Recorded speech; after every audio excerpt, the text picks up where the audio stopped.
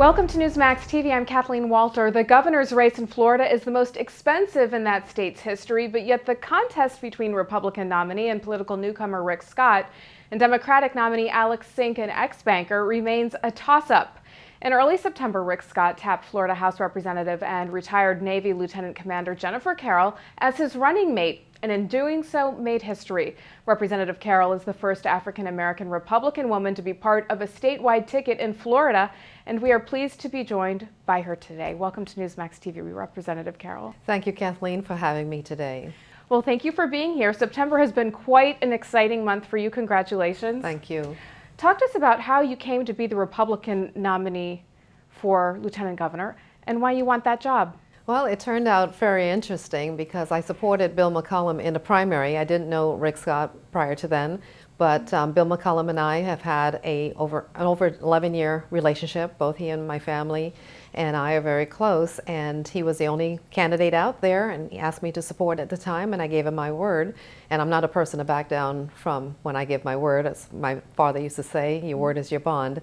So as it turned out, the primary, we were unsuccessful, and here I am coming back from a trip to Yale, speaking at Yale University, and I got the call from Rick Scott campaign, and they said he wanted to talk to me with regards to being his LG running mate. And I go, you know, I supported the other guy.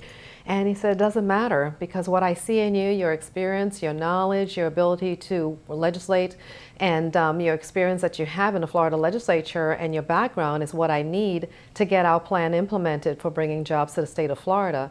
So I said, okay, we can have the conversation. And when I met him, he was so down to earth. Our backgrounds were so similar. He served in the Navy as well for 4 years, and his family upbringing was the same as mine. I often tease him. I said, you sure you didn't grow up in the same household as I did? Because we were very, very similar, and our values were the same. Our principles of conservatism is the same. So I said, okay, let's give this a shot and make it happen, because I served as the chair of Economic Development Committee for the past 2 years, and prior to that I was a finance chair. I sat on the committee for economic tourism and economic development. And much of what I've done in my political career as a legislator is bringing about policies that would shift the paradigm to bring about jobs in the state of Florida as well as revenue so that we can fund the things that government is supposed to fund. Just last year, I passed a film and entertainment bill which created a tax credit to make film industry come back and be vibrant in the state of Florida. Back in 2003, we were known as one of the top 4 places to film, for film productions to have their products filmed right here. And we went away from that. People were going to, film productions were going to Louisiana and New York and elsewhere, and we were having a drain out of the state of those production companies going away. Now, we will realize just with that bill in this 1 year, over $53 million worth of revenue coming in just from that tax credit. So I'm excited about that. Well, you talked about jobs. The economy is a huge issue right now across the country, but especially in Florida where unemployment is at 11.6%. What is your take on the current economic situation that we're in right now? And what is your and Rick Scott's plan to create jobs in the Sunshine State? Let me tell you about that. You know, at 11.6%, that's just one snippet of the entire state. We have areas in the state that's exceeding 18%. That is unacceptable in our book. We also have a high poverty number that is creeping up across the nation. Across the nation, we're looking at a poverty number that has exceeded that of in the 1960s. So we need to turn the tide and say, we cannot continue business as usual. Rick and I have a 7-step plan to create 700,000 jobs in 7 years. It's a plan that have worked in business. Rick is a successful businessman. I've also run and opened up companies myself where I've created jobs, paid into the tax rolls, understand what it is to really have the nightmare and the headache of paying your employees to make sure that that's covered, and also paying the taxes that goes along with it. So we recognize that the current conditions and the current dynamics of our state is not sustainable. So what we need to do is then implement those things from the private sector that has been proven to work and merge that with government. It's not going to be the rise of government and the increase in government that's going to get us out of this economic slump.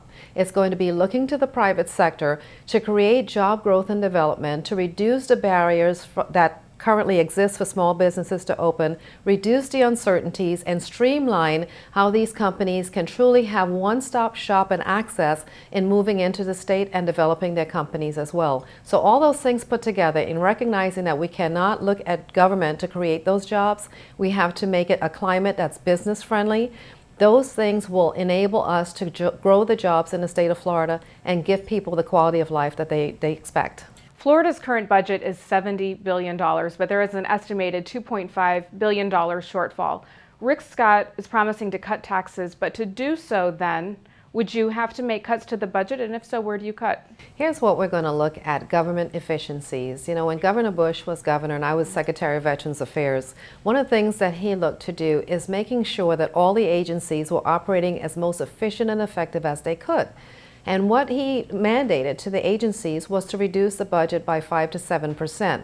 And automatically the agency said, oh no, we can't do that, we won't be able to exist. But we did it, and we saved money, and we were able to put money in a trust fund so that in case situations happen like the hurricanes that came about, we had revenue source that were there. When 9/11 came about, we were able to still stay above water because of those planning and efficiencies that we created. Well, that's exactly what Rick and I are going to do. Create those government efficiencies so that we can fund the role of government and also create a business climate environment that's going to create jobs and bring additional revenues in.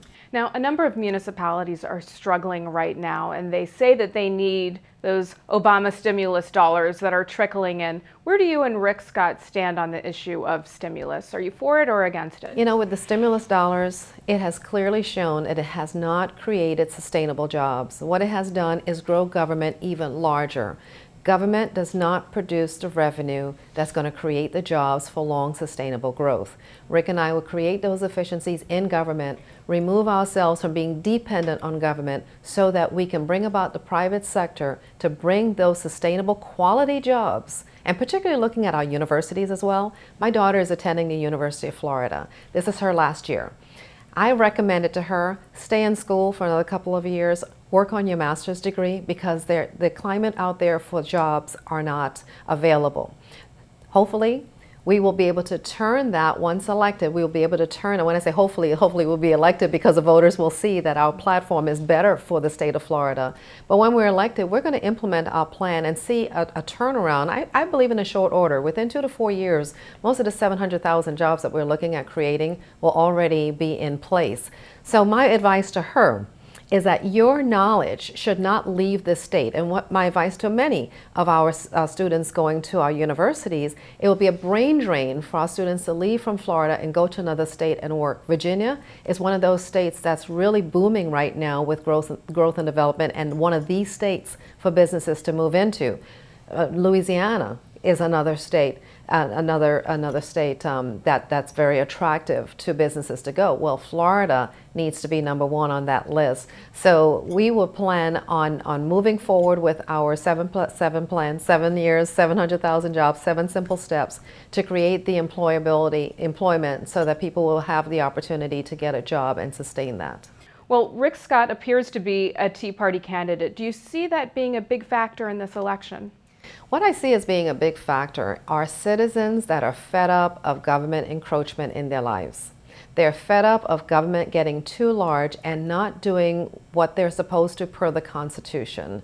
So the movement that's out there are citizens that are tired of elected officials not listening to them. So we will be responsive to the citizens of the state of Florida. We will have them have a seat at the table so that their input for the policies that we put in place is critical to the crafting of that policy as we move it forward, because it's going to be about the citizens and what we create to be positively impactful in their lives. So that movement that you're seeing is people just saying enough is enough, enough taxation, enough encroachment in our lives, enough encroachment in our states' rights. We want government to get back down to the level only to do the function that government is supposed to do per our Constitution. Now, we know that he had a very tough Republican primary. Jeb Bush is now backing him. Do you see him receiving the full backing of Republicans in Florida? You know what I see as I travel out there? The Republicans are getting behind Rick Scott and Jennifer Carroll lieutenant governor and governor's ticket, because they hear our message, they believe in what we stand for, they believe in what we plan on doing, and most importantly, because we're laying out our plan, they're seeing that we are creating a sort of a level playing field for efficiency as well as accountability, because our 777 plan lays it out exactly what we're going to do, and the citizens who will be supporting us and the Republicans that are getting behind us know that they will be the ones to hold us accountable. So they're energized about this ticket, and they're excited about the possibilities for the state of Florida. Earlier, I mentioned that you were making history as the state's first African-American Republican woman to be a part of a statewide ticket. What does that mean to you? You know, to me, I've been a first of many things. You know, first African-American to be a Republican woman to be elected to the Florida legislature. And my whole career, I was usually one of one and the only African-American woman for something. To me itself, in itself, is not a big deal. It's what I do with it that's a big deal. The impact that I have on people's lives that identify with me is the big deal. My legislation that I've been able to pass to positively impact the lives of those that look like me, whether it's a professional businesswoman or an African-American woman, and you name it, a mother, a military person, those identifiers, so people see that the work that I've done and my accomplishment, and if that gives them some comfort in this race, to let them know that my past experience and the past things that I've done will be an indicator of the things that I'll do in the future, that'll let them know they'll have a pretty strong ticket between Rick Scott and Jennifer Carroll to get things done and accomplished in Tallahassee. All right, last question real quickly. I understand that you have a son who plays for the Miami Dolphins. Yes, I do. Well, we do, I should say. Are they going to win the Super Bowl this year? That is the plan. We're working towards it.